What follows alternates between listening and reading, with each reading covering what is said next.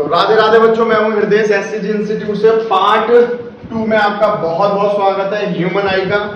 और आज जब मैं वीडियो बना रहा हूं तो आई फ्लू भी बहुत हो रहा है, ठीक है। तो संभाल के रहें सारे बच्चे। मेरी यही आप लोगों से रिक्वेस्ट रहेगी कि आंखें आपके लिए बहुत ज़्यादा ज़रूरी हैं, तो जो है चश्मा यूज़ करें और जिन लोगों को हो रखा है उनसे काफ़ी दूर रहें, ठीक है। चलिए बेटा, ह्यूमन आई का आज हम समझने वाले हैं बेटा पावर ऑफ एकोमोडेशन क्या होता है। ध्यानपूर्वक देखना, यहाँ पर आपके बोर्ड के क्वेश्चन बनते ही बनते हैं, लास्ट बोर्ड नहीं है, ठीक है, ध्यान रखना। The ability of an eye lens to adjust its focal length is called accommodation. देखो क्या होता है कि हमारी जो आईज होती है, कल अगर आप लोगों ने पुरानी वीडियो नहीं देखी है तो डिस्क्रिप्शन बॉक्स में आपको उसका लिंक मिल जाएगा। तो वहां पर मैंने कुछ बताई थी चीजें कि देखो क्या है एबिलिटी ऑफ आई लेंस, ठीक है। तो आई लेंस के बारे में हमने कल पढ़ चुके थे।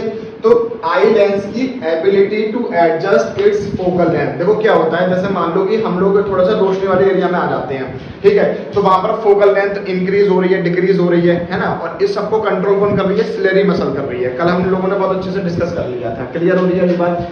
तो ability of an eye lens to adjust its focal length is called accommodation. Clear हो गई ये बात? देखो क्या क्या कंडीशंस होती हैं। तो आप लोगों से या तो पीवाई मतलब जो है एमसीक्यू में पूछ लिया जाएगा कि भाई सिलेरी मसल अगर रिलैक्स होगी, आ रही है बात समझ में, तो लेंथ जो होगा वो थिन हो जाएगा, ठीक है। और यहाँ पर क्या होगा?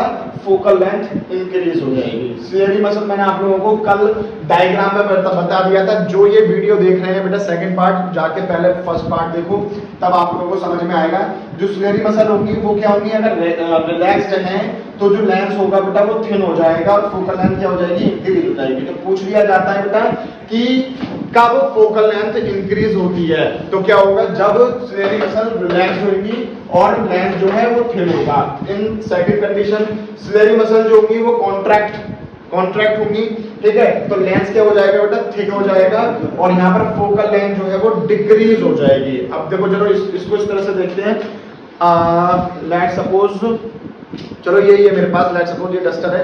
तो अगर मैं इसको खींचता हूं तो ये वाली जो फोकल लेंथ है वो इंक्रीज हो जाएगी, यस और नो, है ना, बढ़ रही है। अगर मैं कांटेक्ट करूंगा तो मतलब से थोड़ा सा दबाऊंगा तो ये फोकल लेंथ क्या हो रही है? डिक्रीज हो रही है, ठीक है। तो इसी तरह से ही ये हो रखा होता है, ठीक है। तो सिलेरी मसल मैं दोबारा से क्लियर कर देता हूँ। सिलेरी मसल अगर रिलैक्स होंगी तो लेंथ जो है बेटा वो थिन होगा, फोकल लेंथ इंक्रीज हो जाएगी। इस पर मैं बार बार फोकस इसलिए कर रहा हूँ कि ये बेटा क्वेश्चन आया हुआ भी है और बहुत ज्यादा इंपॉर्टेंट भी है। आपसे पूछ लिया जाता है, आप कहोगे एनसीईआरटी में तो है ही नहीं, ठीक है। और फिर ये कैसे चीजें आ रही हैं, तो बहुत ध्यान से रखना, ध्यान से पढ़ो। मैं इस चीज एक चीज क्लियर कर रहा हूँ यहाँ पर, ठीक है। तो सिलेरी मसल अगर रिलैक्स होगी तो लेंस थिन होगा और फोकल लेंथ इंक्रीज होगी। सिलेरी मसल अगर कॉन्ट्रैक्ट कर रही होगी लेंस थिक हो जाएगा और फोकल लेंथ डिक्रीज हो जाएगी। नाउ अब आ जाओ बेटा, एक नोट है आपकी एनसीईआरटी का, ये बहुत इंपॉर्टेंट नोट है। ध्यान से देखना क्या लिखा हुआ है कि a human being has a horizontal field of view about 150 degree. ध्यान से देखना बेटा, ये इंपॉर्टेंट बात है कि जो ह्यूमन बीइंग होते हैं उनका जो हॉरिजॉन्टल कैसा होता है बेटा? ऐसे करके। क्लियर हो रही है? हॉरिजॉन्टल ऐसे होता है, वर्टिकल ऐसे होता है। क्लियर हो गई?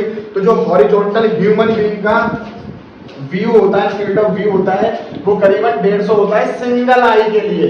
कौन सी बेटा?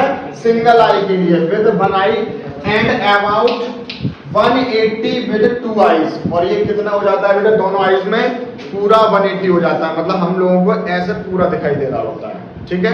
क्लियर हो रही है ये बात? अब देखो इसका यूज जो है जितने भी एनिमल्स वगैरह होते हैं, अगर आप लोगों ने नोटिस किया होगा तो उनकी जो आईज होती है वो अपोजिट साइड में लगी हुई होती है।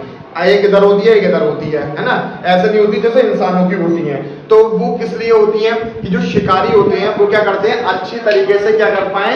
शिकार कर पाए। तो इस वजह से क्या नाम है उनका जो व्यू मतलब फील्ड ऑफ व्यू है वो क्या हो जाता है बेटा? बहुत इंक्रीज हो जाता है, जिसके कारण वो बहुत आसानी से अपने शिकार को देख लेते हैं और शिकार कर पाते हैं। क्लियर हो रही है बात? नाउ इंपॉर्टेंट बात ये है बेटा कि human eye are positioned on the front of our head. Clear हो रही है?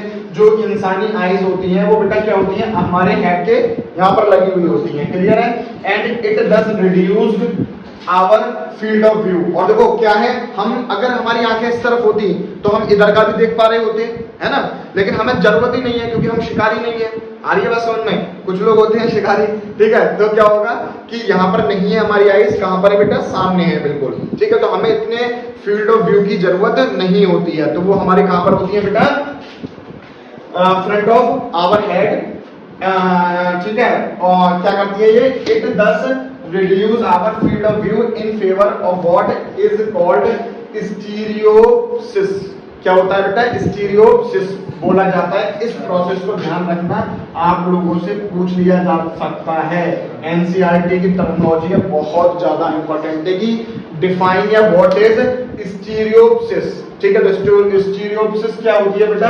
कि जो ह्यूमन आई होती है वो पोजीशन होती है, मतलब लगी हुई होती है कहां पर? On the front of our head. और ये क्या कर देती है? रिड्यूस कर देती है फील्ड ऑफ व्यू को ह्यूमंस के अंदर, लेकिन ऐसा एनिमल्स के अंदर नहीं होता है। क्लियर हो गया यार टॉपिक अच्छे से? चलिए बेटा बस अब पढ़ने वाले हम लोग बेटा डिफेक्ट, ठीक है। तो नेक्स्ट टॉपिक है इस वीडियो का, क्या है बेटा? डिफेक्ट। तो हमारी आईज में जनरली 3 तरह के डिफेक्ट्स होते हैं।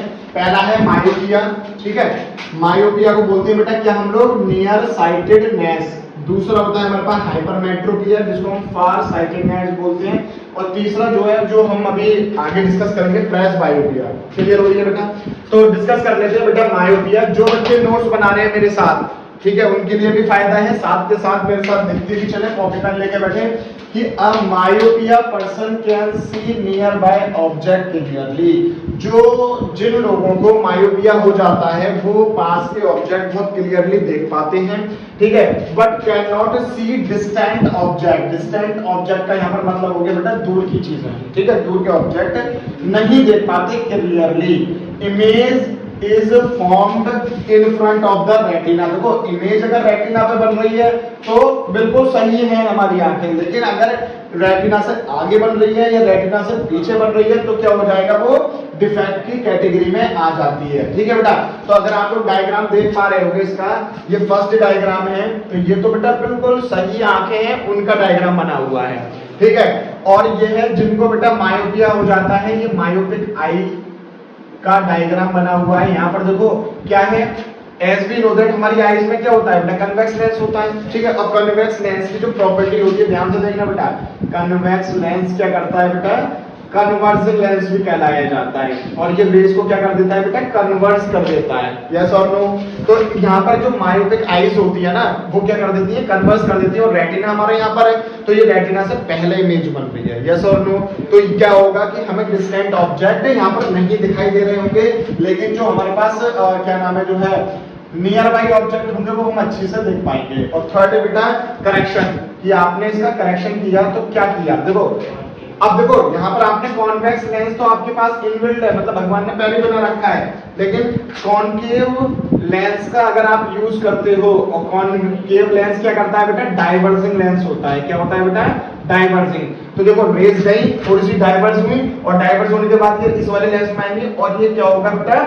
उसी जहां पर इमेज बनती है रेटिना पर, वहीं पर ही हमारी इमेज बन रही होगी, तो ये क्या हो जाएगा बेटा? करेक्शन में आ जाती है, यस और नो? अब देखो ये होता किस लिए? क्वेश्चन आपका जो है ना, केस बेस्ड स्टडी हो गई आपकी, या फिर क्या नाम है जो है 1 नंबर में भी पूछ लिया जाता है, तो कॉज क्या होते हैं बेटा? Excessive curvature of eye lens. तो क्या होता है? एक्सेसिव कर्वेचर, कर्वेचर का बढ़ जाना, एक्सेसिव मानी बढ़ना, ऑफ आई लेंस का, ठीक है। इलॉन्गेशन मतलब खिंचाव ऑफ आई बॉल। क्लियर हो रही है? करेक्शन की अगर हम देखें तो यूज कॉनकेव लेंस करेंगे आप एप्रोप्रिएट पावर का, तो आपकी आईज जो है वो ठीक हो जाएगी। क्लियर हो गई? तो इमेज कहां पर बन जाएगी आपकी बेटा? रेटिना पर बन जाएगी। क्लियर हो रहा है बेटा अच्छे से? नाउ हाइपरमेट्रोपिया, जिसको हम फार साइटेडनेस भी बोलते हैं। A person can C far object, कोई भी जो पर्सन है वो फार ऑब्जेक्ट मतलब दूर का ऑब्जेक्ट बहुत आसानी से देख सकता है, but can not see near by object clearly. जो पास का ऑब्जेक्ट होगा उसको क्लियरली नहीं देख पाएगा, ठीक है। The near point of the I moves away, image is formed behind the retina. और यहाँ पर क्या हो रहा होगा बेटा? मायोपिया में रेटिना से पहले इमेज बन रही थी, और हाइपरमेट्रोपिया में रेटिना से बाहर इमेज बनेगी। क्लियर हो रही है ये बात? तो इसके कॉज क्या हो जाएंगे बेटा कि focal length of the eye lens become too long. यहाँ पर जो फोकल लेंथ हो रही है वो बहुत ज्यादा हो रही है, तो देखो इमेज जो फॉर्म हो रही है वो यहाँ पर हो रही है। अगर मैं यहाँ पर ऐसा करूं कि एक और लेंस लगा दूं, कौन सा बेटा, कॉन्वेक्स लेंस लगा देता हूं, तो देखो रेज गई, ठीक है, कन्वर्ज हुई और कन्वर्ज हो जाएंगी, ठीक है, तो वो कहां पर इमेज बना लेगा, रेटिना पर बना लेगा, ठीक है। तो बेटा फिगर देख के जज मत करना, ड्राइंग ऐसी है अपनी, ठीक है। चलिए कॉज क्या बता दिया था मैंने कि focal length of eye lens become too long, eye wall becomes too small, जो आई वॉल हो जाती है बहुत ज्यादा छोटी हो जाती है, जिसके कारण क्या है, हमें नहीं दिखाई दे पाता प्रॉपर्ली। और इसके करेक्शन क्या हो जाएंगे बेटा, कॉन्वेक्स लेंस का अगर आप यूज करोगे तो अच्छे से आपको प्रॉपर दिखाई देना शुरू हो जाएगा, ठीक है। ये टॉपिक क्लियर हो गया अच्छे से बेटा। चलिए बेटा इस वीडियो का लास्ट टॉपिक है, क्या है बेटा, प्रेस बायोपिया। तो प्रेस बायोपिया मैंने बताया था आपको, दो डिफेक्ट हमने क्लियर कर लिए थे। ये थर्ड डिफेक्ट है कि it is a defect of vision due to which an old person, ध्यान रखना बेटा, ये ओल्ड पर्सन में हो रहा है, can't see the nearby object clearly due to loss of power of accommodation of eye. यहाँ पर क्या होता है बेटा कि जो ओल्ड एज लोग होते हैं, ठीक है, उनको प्रॉब्लम आनी शुरू हो जाती है, उसी को ही डिफ्यूज डिफेक्ट में हम प्रेस बायोपिया कहते हैं। यहाँ पर वो पास की भी चीज नहीं देख पा रहे होते हैं और दूर की चीज भी नहीं देख पा रहे होते हैं, ठीक है। और क्या होगा बेटा कि the near point of an old person having the press myopia gradually recede, मतलब कम हो जाता है and become much more than the 25 centimetre away, ठीक है। पास की जो चीजें हम वो नॉर्मली 25 सेंटीमीटर देख पा रहे होते हैं, ठीक है, तो वो रिसीड हो जाता है। और इसके जनरली कॉज क्या होते हैं बेटा, gradual weakening of ciliary muscle. जो सिलेरी मसल्स होती हैं हमारे आंखों में वो क्या हो जाती है, वीक हो जाती है, बहुत ज्यादा कमजोर हो जाती है, ठीक है।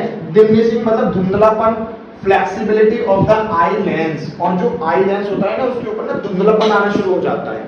क्लियर हो रही है अभी बात, ठीक है। इसके करेक्शन क्या हो सकते हैं, देखो यहाँ पर क्या होगा कि मायोपिया भी होती है और हाइपरमेट्रोपिया भी होती है, दोनों चीजें होती हैं यहाँ पर, ठीक है। तो यहाँ पर हम लोग क्या है, देखो कॉनकेव का भी यूज कर सकते हैं और कॉन्वेक्स का भी यूज कर सकते हैं। मायोपिया में इसका कॉनकेव का यूज कर रहे थे और इसका कॉन्वेक्स का कर रहे थे हाइपरमेट्रोपिया में, ठीक है। तो यहाँ पर हम दोनों लेंस का यूज करते हैं और such people require bifocal lens for the correction, और इस करेक्शन के लिए हम बायफोकल लेंस का यूज करते हैं। क्लियर हो रही है अगली बात, ठीक है। तो जो टॉपिक आपको अगर समझ में नहीं आया हो तो बेटा कमेंट सेक्शन में बताओ मुझे, और वीडियो अगर यहाँ तक अच्छी लगी हो, बाकी हम नेक्स्ट पार्ट में मिलेंगे, पार्ट 3 में मिलेंगे, आगे की चीज डिस्कस करेंगे। यहाँ तक वीडियो अगर अच्छी लगी हो तो लाइक करें, कमेंट करें, शेयर करें और चैनल को सब्सक्राइब कर लें। राधे राधे।